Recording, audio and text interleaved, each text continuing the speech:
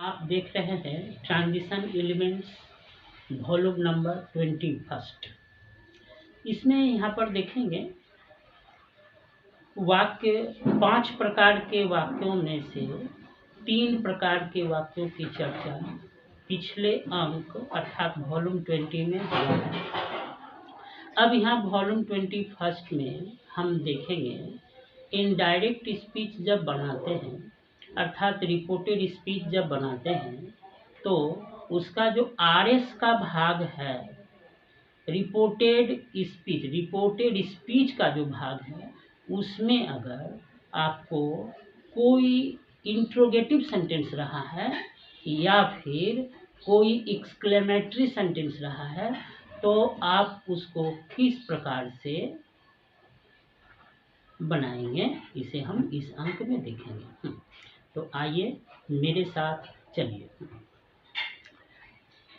यह transition elements volume 21 है।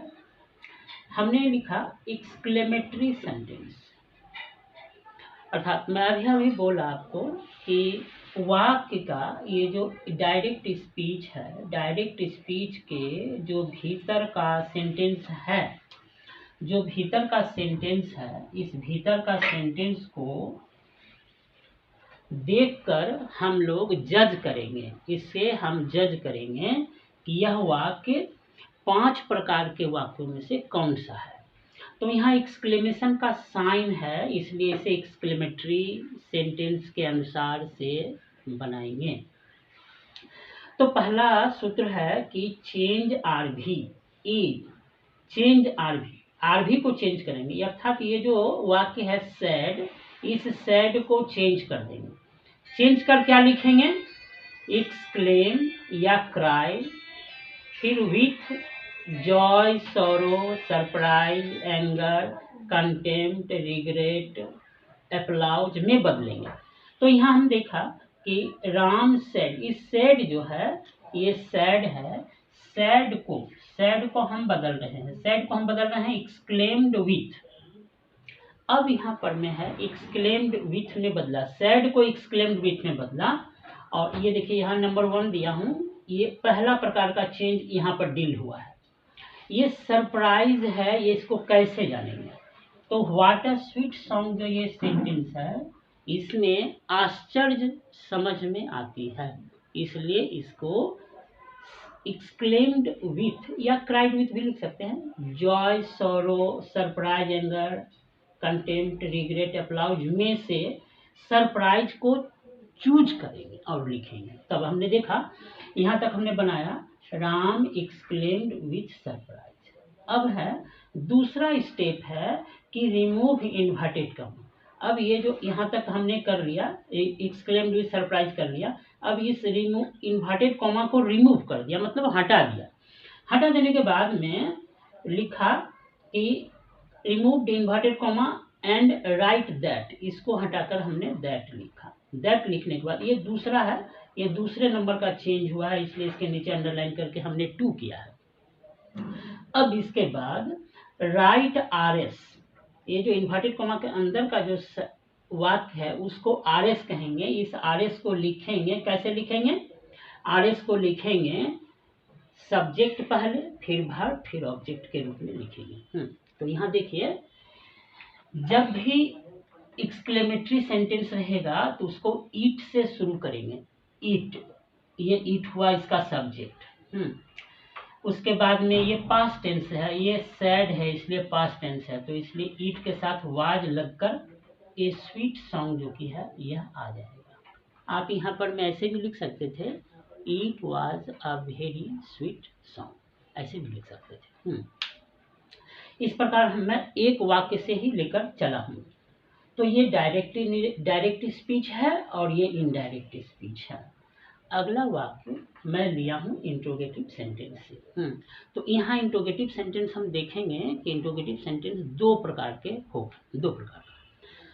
का एक इंट्रोगेटिव सेंटेंस होगा जिसमें आपका जो क्वेश्चन है माने आरएस जो है जो इन्वर्टेड कॉमा के अंदर है उसे आरएस कहते हैं। जो आरएस होगा उसमें क्वेश्चन हेल्पिंग वर्ब से शुरू होगा और एक प्रकार का क्वेश्चन होगा कि RS जो होगा उसमें जो क्वेश्चन है इन्वर्टेड कॉमा के अंदर जो क्वेश्चन है वह क्वेश्चन क्या चीज से शुरू होगा, उससे WH वर्ड से शुरू होगा। WH से शुरू होगा, WH से शुरू होगा। इस प्रकार से दो जो वाक्य है उसको किस प्रकार से डील करेंगे इसे हम लोग देखेंगे, उसे हम देखेंगे। तो हमने देखा, यहाँ देखा तो बोल दो कि question in RS starts with helping verb. जो पहले प्रकार का वाक्य बताया कि हेल्पिंग वर्ब से RS शुरू हो रहा है, इसको यस नो क्वेश्चन बोलेंगे।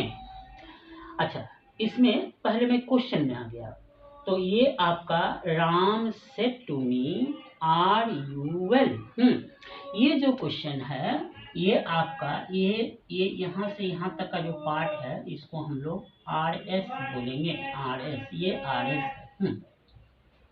अच्छा, तो ये RS है, तो पहला चेंज क्या करना है, चेंज RV। ये जो RV है आपका, ये सैड जो RV है आपका, ये जो सैड RV है, ये RV को बदलेंगे आस्क या इंक्वायर ऑफ में बदलेंगे। ये पास्ट टेंस में है सैड, इसलिए हमने आस्क्ड लिखा। तो राम आस्क्ड, इसके बाद में मी को लिखा, टू सैड के साथ ही जाएगा, टू सैड के साथ ही जाएगा। तो राम आस्क्ड मी।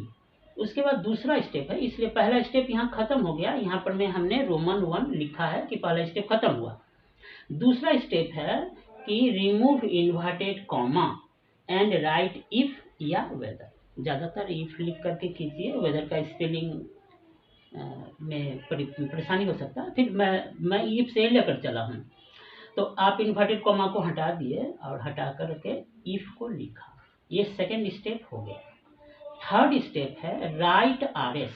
ये जो RS है, इस RS को लिखेंगे। RS को लिखे कैसे, पहले सब्जेक्ट लिखेंगे, फिर वर्ब लिखेंगे, फिर ऑब्जेक्ट को लिखेंगे। अब यहाँ पर में देखिए कि जब हम इफ को लिख लिया तो यहाँ पर में आर यू वेल का जो वाक्य है इसमें सब्जेक्ट कौन सा है, सब्जेक्ट आपका यू है। तो हम पिछले अंकों में देखा है कि सेकेंड पर्सन अगर यू होता है तो वह आरभी का ऑब्जेक्ट के अनुसार बदलता है, इसलिए ये आई हो गया। आई के साथ वाज होगा, इसलिए आई वाज हो गया। तो सब्जेक्ट लिख दिया आई, फिर वर्ब लिख दिया वाज, और फिर ऑब्जेक्ट ये आपका एक ही वर्ड ये वेल बचा है, इसको वेल को लिख कर करके हमने वाक्य को पूरा किया। अब हमारा ये इंट्रोगेटिव सेंटेंस का इनडायरेक्ट स्पीच बन चुका है। किंतु यहाँ पर एक ध्यान देंगे कि जब भी इनडायरेक्ट स्पीच बनेगा तो क्वेश्चन वाले शब्दों में, क्वेश्चन वाले वाक्यों में क्वेश्चन मार्क इनडायरेक्ट स्पीच में होगा ही नहीं, ठीक है। यहाँ फुल स्टॉप देंगे, ठीक है।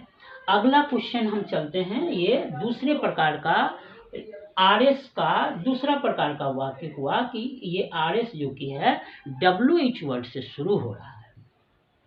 अब यहाँ देखिए राम सेड टू मी, ये RV है और ये RV है, ये आपका इसको ये पूरा का पूरा जो है RV है, ये RV है और ये आपका RS है, ये यहाँ का यहाँ RS है, ये RS है। तो पहला स्टेप क्या है कि question in RS starts with WH question. यहाँ WH क्वेश्चन देख रहे हैं, WH से शुरू हुआ व्हाट, ये व्हाट विच व्हाई इत्यादि हो सकता है। तो इसे आप बनाएं।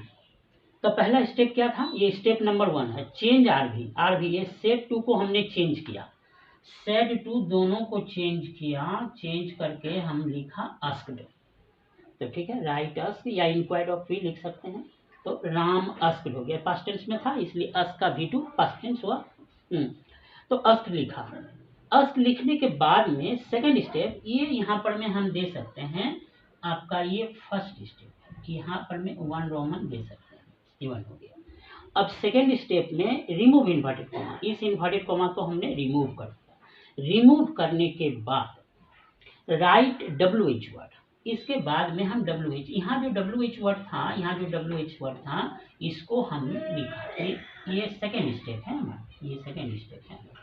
सेकेंड स्टेप के बाद में, इसके बाद में थर्ड स्टेप जो है वह थर्ड स्टेप है राइट RS। ये जो RS का जो बचा हुआ पार्ट है उसको लिखेंगे सब्जेक्ट फिर वर्ब फिर ऑब्जेक्ट के रूप में।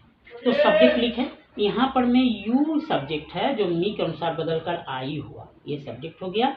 उसके बाद वर्ब है, ये आर जो कि है is are am was were में बदलता है, आई के साथ वाज लगना है इसलिए आई वाज हो गया। राइटिंग हो गया आई वाज राइटिंग।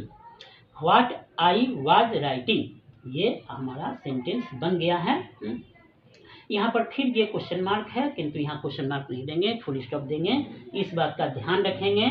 और यह इंट्रोगेटिव सेंटेंस के दोनों प्रकार हमने बनाया है और एक्सक्लेमेटरी सेंटेंस को भी हमने देखा है। इसमें बहुत सारे प्रश्न हो सकते हैं, मैं प्रश्नों का स्वागत करता हूँ। मेरा मानना है आप जितना प्रश्न करेंगे उतनी अच्छा से आप सीख सकेंगे। तो कमेंट करना ना भूलें। Thank you.